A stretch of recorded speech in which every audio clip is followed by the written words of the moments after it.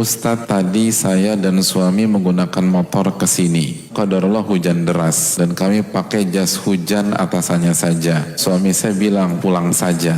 Mari kita simak siapa yang menang. Saya bilang lanjut saja. Namun suami saya akhirnya marah karena celananya basah. Katanya malu nanti di masjid. Tapi alhamdulillah ana dan suami sampai juga di masjid.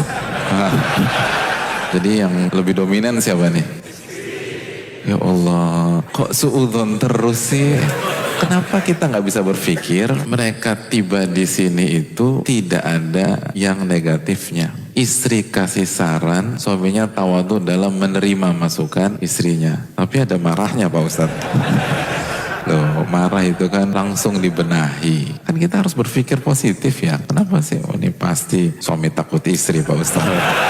Enggak juga, suaminya legowo bisa. Ustadz mau nasihatnya untuk suami saya yang kadang mudah banget emosi hanya karena hal sepele. Loh, kok diserang gitu loh suaminya. Mohon nasihatnya juga untuk saya yang kadang suka bikin dia kesal. Yang pertama, bagi suaminya, tolong pas pulang jangan marahin istrinya lagi. Kamu tuh kenapa sih ngadu-ngaduan sama Ustadz? Itu biasanya suka gitu.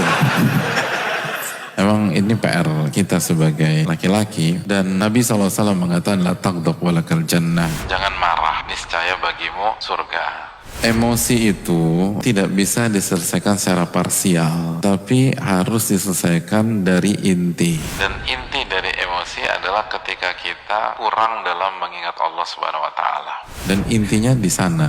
Jadi kalau kita ingin nggak marah, itu kita harus perkuat zikir dan perkuat zikir dari malam hari. Kenapa? Ingat ketika Allah berfirman, wa ibadur rahmanil ladzina yamshuna 'alal ardi hauna wa idza khatabahumul jahiluna qalu salama. Hamba-hamba Allah yang berjalan di atas permukaan bumi dengan penuh ketawaduan, dan ketika diprovokasi, mau dicaci, mau dihina, mau difitnah, enggak respon kecuali dengan kata-kata yang santun, yang baik. Kok bisa enggak terprovok?